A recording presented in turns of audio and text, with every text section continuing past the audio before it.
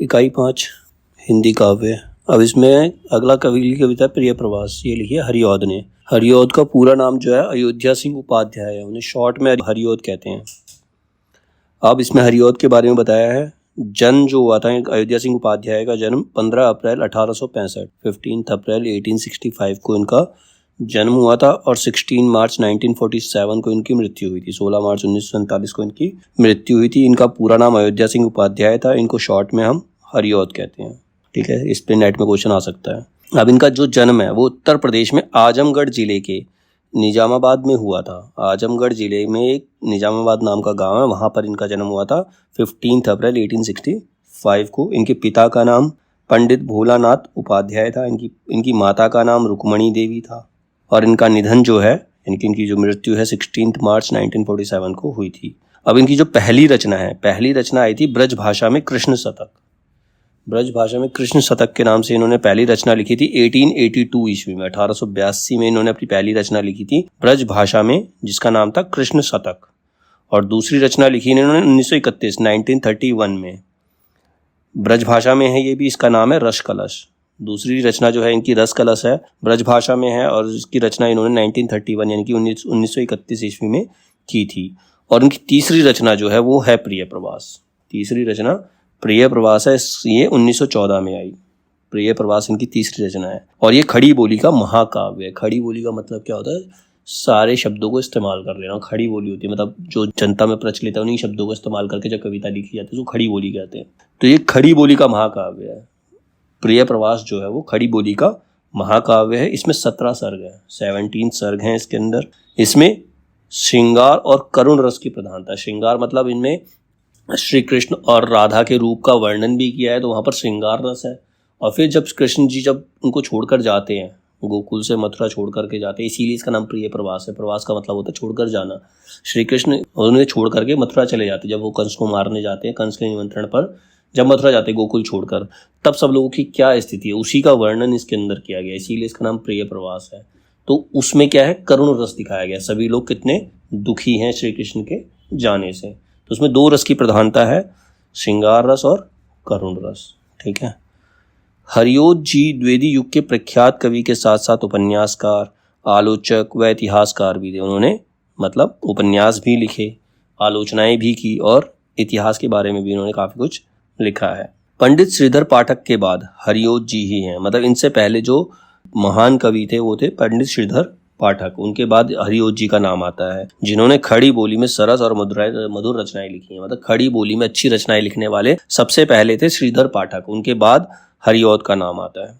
प्रिय प्रवास की भाषा संस्कृत गर्भित है। संस्कृत गर्भित मतलब जो भाषा है वो संस्कृत से निकली है। गर्भित का मतलब संस्कृत ने उस भाषा को जन्म दिया है। संस्कृत शब्दों का ज्यादा इस्तेमाल किया गया है क्योंकि संस्कृत तो पूरी आर्य भाषा है, संस्कृत को सभी सम्मान देते हैं। अगर खाली ब्रज भाषा में लिख दिया तो दूसरी भाषा के लोग इसे सम्मान नहीं देंगे, इसीलिए इसमें संस्कृत के ज्यादा शब्दों का इस्तेमाल किया गया है ताकि सभी लोग इसको सम्मान दें।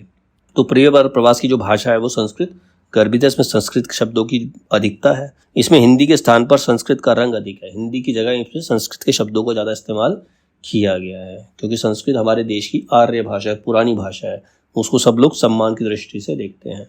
ये तो हो गया अयोध्या सिंह उपाध्याय के बारे में। अब प्रिय प्रवास अयोध्या सिंह उपाध्याय यानी कि हरिऔध की हिंदी काव्य रचना है।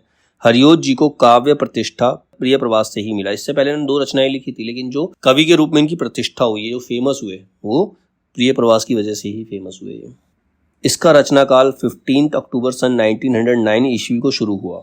मतलब उनकी रचना जो शुरू करी थी, इसको लिखना जो प्रारंभ किया था उन्होंने 15 अक्टूबर 1909 में शुरू किया था और 24 फरवरी 1913 में ये समाप्त हुआ था। तब जाके ये 1914 ईस्वी में आया था। मतलब इसकी शुरुआत हुई थी 1909 में, खत्म किया इन्होंने 1913 में, यानी कि 4 साल लगे इनको इसको पूरा लिखने के। एक दिन में कविताएं नहीं लिखी जाती, इतना समय इस रचना को लिखने में लगा है उन्हें, और तब जाके ये 1914 में प्रकाशित हुई।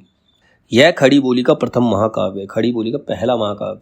ठीक है, प्रिय प्रवास खड़ी बोली का प्रथम महाकाव्य। अगर नेट में क्वेश्चन आता है खड़ी बोली का प्रथम महाकाव्य कौन सा है, तो वो प्रिय प्रवास है जो हरिऔध ने लिखा है। इसका रचना वर्ष 1914 ईस्वी है। ठीक है, यह कृष्ण काव्य की परंपरा से होते हुए भिन्न है। इसमें कृष्ण काव्य की परंपरा ली गई है, लेकिन बाकी इसमें वो वर्णन नहीं किया जो बाकी कृष्ण भक्तों ने किया। इसको कुछ अलग तरीके से लिखा है हरिओद ने।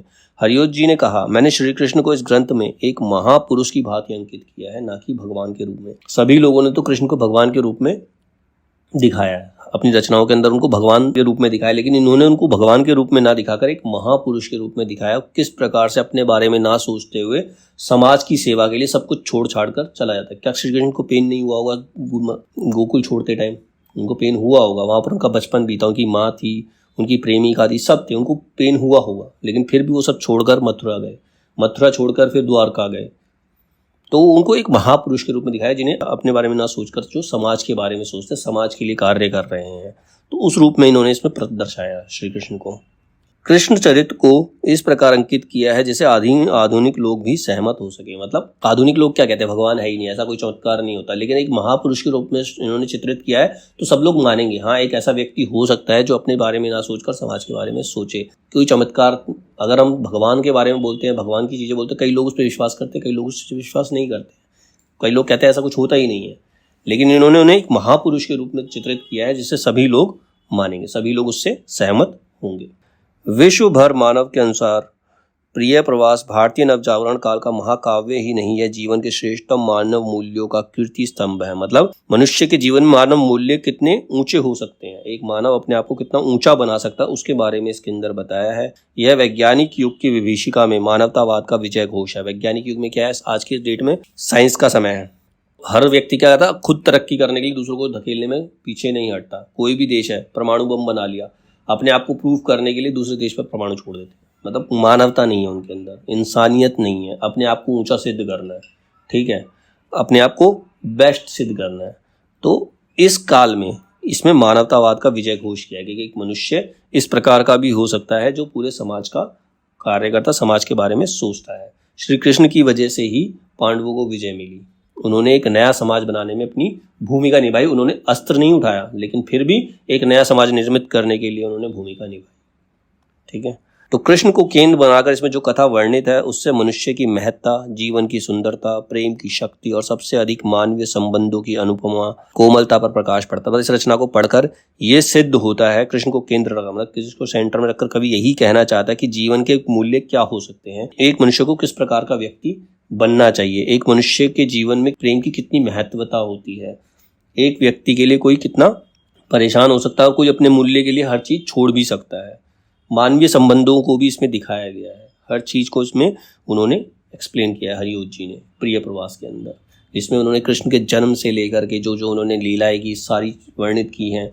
उसके बाद जब वो मथुरा चले जाते तो उसमें गोपियों का, उनकी माँ यशोदा, उनके पिता नंद बाबा का क्या हाल होता है वो भी बताया है, और वहां मथुरा जाकर वो खुद कितने परेशान है ये भी दिखाया है। तब अपने मित्र उद्धव को वो भेजते हैं गोकुल में कि वो उनको समझा कर आए, वो भी इसके अंदर बताया। उद्धव किस प्रकार वहां जाते हैं, उन लोगों को समझाते हैं और उन लोगों से प्रेम की भाषा सीख करके वापस आते हैं, वो भी इसके अंदर दिखाया है। और लास्ट में ये भी दिखाया है कि राधा किस प्रकार से श्री कृष्ण को मुक्त कर देती है। अगर वो समाज की सेवा कर रहे हैं तो वो घर आए चाहे ना आए कोई दिक्कत नहीं है, वो खुद भी अपने आप को समाज सेवा में लगा देती है। तो ये पूरा प्रिय प्रवास के अंदर बताया गया है इसके अंदर। अब इसमें कुल जो है 17 सर्ग हैं। प्रिय प्रवास के पहले सर्ग में संध्या का वर्णन है, शाम का समय है, दिवस का अवसान समीप था, गगन था कुछ लोहित हो चला, तरु शिखा पर थी अब राजती, कमलिनी कुल वल्लभ की प्रभा। मतलब दिवस का अवसान समीप था, दिन खत्म होने वाला था, गगन था कुछ लोहित हो चला, लोहित मतलब खून जैसे रंग का, रात को शाम के टाइम में केसरी सा रंग हो जाता है, सूरज डूबता है, तो उस समय का वर्णन किया गया किस प्रकार से गगन दिखाई दे रहा है। तरु शिखा पर अब राज थी, कमलिनी कुल वल्लभ की प्रभा। रात के टाइम पे फूल क्या होते हैं, बंद हो जाते हैं, जो तरु मतलब पेड़ की जो शाखा पर फूल खिले थे वो अब बंद हो रहे हैं, तो शाम का समय था वहां पर। तो इसमें ये इसलिए बताया गया क्योंकि श्री कृष्ण जो है वो ब्रज को छोड़कर, गोकुल को छोड़ करके मथुरा जा रहे हैं, तो ये उनके लिए दिवस का अवसान है, मतलब उनका जो सुख के दिन थे वो एक तरह से खत्म हो गए, रात होने वाली उनके जीवन में, इसीलिए इसमें दिखाया गया। इसके अंदर ये लाइनें लिखी गई हैं। पहले सर्ग में यह है। दूसरे सर्ग में गोकुल वासियों का कृष्ण से विरह होने के बाद उनका व्यथित होना दिखाया गया। कृष्ण जब उनको छोड़कर चले जाते हैं तो किस प्रकार से वो लोग व्यथित हैं, कितने दुखी हैं, कितने परेशान हैं, ये दूसरे सर्ग के अंदर बताया गया है। तीसरे सर्ग में बाबा नंद की व्याकुलता एवं माँ यशोदा के द्वारा भगवान श्री कृष्ण की कुशलता के लिए की गई मनोतियों का वर्णन है। अब तीसरे सर्ग में क्या है, बाबा नंद और माँ यशोदा परेशान है, क्योंकि श्री कृष्ण मथुरा चले गए हैं। अब मथुरा क्यों चले गए हैं? कंस ने बुलाया है। कंस दुष्ट था, वो जानते थे कि वो श्री कृष्ण को मारेगा। अब चाहे एक पुत्र कितना भी बलवान हो, कितना भी कुछ हो, लेकिन उसकी माँ के लिए वो पुत्र ही रहता है। उसे यही लगता है कि कहीं कंस उसे कुछ नुकसान ना पहुंचा दे, इसीलिए वो बहुत सारी मनौतियाँ करती है, भगवान की पूजा करती है कि उनके पुत्र को वो सकुशल रखें, ठीक है, ठीक ठाक रखें। उन्हें पता है कि श्री कृष्ण कंस को मार देंगे, लेकिन उनकी माता के हृदय है, फिर भी वो प्रार्थना कर रही है भगवान। तो तीसरे सर्ग में यही बताया गया इसके अंदर। चौथे सर्ग में राधा के सौंदर्य का चित्रण है। राधा के बारे में चौथे सर्ग के अंदर बताया गया है। पांचवें सर्ग में गोकुल के विरह का वर्णन है, साथ ही राधा और माता यशोदा की व्यथा की मार्मिक अभिव्यक्ति भी है। अब जो पांचवा सर्ग है उसमें गोकुल जो है श्री कृष्ण से दूर होकर पूरी तरह से व्यथित है, और यहाँ पर जो राधा है वो माता यशोदा को सांत्वना देती है, उनके पास जाकर उनका ध्यान रखती है, क्योंकि श्री कृष्ण वहां पर नहीं है। तो उसके बारे में इसके अंदर बताया है। छठे सर्ग में कृष्ण और यशोदा का वर्णन है, मतलब इसमें जब वो बचपन में क्या क्या लीलाएं करा करते, किस प्रकार से उनके साथ रहा करते थे, वो चीजें यशोदा याद कर रही है, तो उनके कृष्ण और यशोदा का वर्णन छठे सर्ग के अंदर किया गया है। सातवें सर्ग में नंद के मथुरा से लौटने पर माता यशोदा के अपने पुत्र श्री कृष्ण के विषय में प्रश्नों का मार्मिक वर्णन है। अब सातवें सर्ग में क्या होता है, अब जो नंद बाबा जो हैं श्री कृष्ण की खबर लेने मथुरा जाते हैं। अब वहाँ से मथुरा से लौट कर वापस आते हैं, श्री कृष्ण को साथ लेकर नहीं आते, तो वहाँ पर यशोदा माता जो है श्री कृष्ण के विषय में उनसे बहुत सारे प्रश्न पूछती है। वो कैसा है, किस प्रकार जीता है, खाता है, पीता है, कुछ भी है, सारे प्रश्न वो पूछती है, इतने मार्मिक तरीके से पूछती है। उसका वर्णन इसके अंदर सातवें सर्ग के अंदर किया है। आठवें सर्ग में गोकुल वासियों के कृष्ण तथा के साथ बिताए गए पलों का वर्णन है। आठवें सर्ग में गोकुलवासी वो चीज़ याद कर रहे हैं कि उन्होंने कृष्ण के साथ किस प्रकार के पल बिताए थे, किस प्रकार कृष्ण ने पूतना का वध किया, किस प्रकार से जो जो राक्षस है उनको वध किया, किस प्रकार उन्होंने गोवर्धन पर्वत उठाकर उनकी रक्षा की जब इंद्रदेव कुपित हुए थे, नाराज हुए थे, किस प्रकार से उन्होंने कालिया नाग का मंथन किया था, कालिया नाग का मर्दन किया था, कालिया नाग के फन पे किस प्रकार से वो नाचे थे, उसको कंट्रोल में किस प्रकार से उन्होंने किया था, वो सब चीज़ें याद करते हैं। आठवें सर्ग के अंदर कृष्ण के साथ बिताए गए पलों को याद कर रहे हैं सारे गोकुलवासी। नौवें सर्ग में श्री कृष्ण का गोकुल की यादों में खोए हुए स्थिति का वर्णन है। अब नौवें सर्ग में श्री कृष्ण जो है, वहां पर श्री कृष्ण भी सुखी नहीं है, श्री कृष्ण भी परेशान है, वो भी गोकुल की यादों में खोए हुए हैं। उस स्थिति का वर्णन किया गया, किस प्रकार से वो अपनी जन्मभूमि तो नहीं, जहाँ पर उनका बचपन बीता, उस बचपन की भूमि को वो याद कर रहे हैं, किस प्रकार से वो गोकुलवासियों के साथ रहते थे, क्या क्या करते थे, वो सब चीजें यादों में खोए हुए हैं श्री कृष्ण। ये नौवें सर्ग के अंदर बताया गया है। 10वें और 11वें सर्ग में उद्धव के प्रसंग है। 10वां और 11वां सर्ग जो है इसके अंदर उद्धव के प्रसंग है, किस प्रकार से श्री कृष्ण उद्धव को गोकुल भेजते हैं, गोकुल जाकर वो लोगों को समझाते हैं, पहले माता यशोदा को समझाते हैं, फिर गोपियों को समझाते हैं, फिर राधा को समझाते हैं। तो ये 10वें और 11वें सर्ग में बताया गया है। 12वें सर्ग में श्री कृष्ण का जननायक के रूप में वर्णन किया गया है। 12वें सर्ग में उद्धव ये बताते हैं कि वो श्री कृष्ण किसी एक व्यक्ति के नहीं है, उनका जन्म जो जनता की भलाई के लिए हुआ, वो एक जननायक है, वो पूरे समाज के हैं, ये वर्णन किया गया है। 13वें सर्ग में कृष्ण का समाज सेवी रूप निकल कर आता है कि समाज की सेवा के लिए उन्होंने क्या क्या किया है, वो 13वें सर्ग के अंदर है। 14वें सर्ग में गोपी उद्धव संवाद का वर्णन है। 14वें सर्ग में क्या है, गोपियां जो है उद्धव से प्रश्न करती है। उद्धव जब उन्हें समझाने आता है कि लौकिक प्रेम में कुछ नहीं रखा, ठीक है, आध्यात्मिक प्रेम करना चाहिए, भगवान को याद करना चाहिए, वो भगवान है, मतलब वो लोग केवल तुम लोगों के लिए नहीं है, वो सभी लोगों के लिए हैं। तो गोपियां किस प्रकार से उनके उससे प्रश्न करती है, किस प्रकार से उन्हें जवाब देती है, ये 14वें सर्ग के अंदर उद्धव और गोपी संवाद दिखाया गया है। 15वें सर्ग में श्री कृष्ण विरह में गोपियों का विरह वर्णन है। 15वें सर्ग में गोपियां बताती हैं कि श्री कृष्ण के जाने के बाद उनका जीवन कैसा हो गया है, किस प्रकार से वो जीती हैं। 16वें सर्ग में राधा और उद्धव का संवाद है। लास्ट में जाके वो राधा से संवाद करते हैं, राधा से बात करते हैं, राधा को समझाते हैं। तो 17वें सर्ग में ये बताया गया कि विश्व का प्रेम व्यक्तिगत प्रेम से ऊपर है। श्री कृष्ण जो है वो विश्व प्रेम में, उन्होंने विश्व का कल्याण के लिए अपने व्यक्तिगत प्रेम को छोड़ दिया है। तो यह सोचकर राधा भी जो उनको कहती है श्री कृष्ण को मुक्त कर देती है वो भी। अब कथा वस्तु क्या है, प्रिय प्रवास आधुनिक हिंदी साहित्य का प्रथम सफल महाकाव्य है। इसकी कथा वस्तु का मूल आधार श्रीमद् भागवत का 10वां स्कंद है, मतलब ये श्रीमद् भागवत से लिया गया। उन्होंने भगवत पढ़कर उन्हें प्रेरणा मिली, तब जाके उन्होंने ये प्रिय प्रवास रचना लिखी है, जिसमें श्री कृष्ण के जन्म से लेकर उनके यौवन, ब्रज से मथुरा का प्रवास और वापस ब्रज लौट आना वर्णित है। सारी चीजें इसके अंदर बताई गई हैं। संपूर्ण कथा, पूरी कथा 2 भागों में विभाजित है।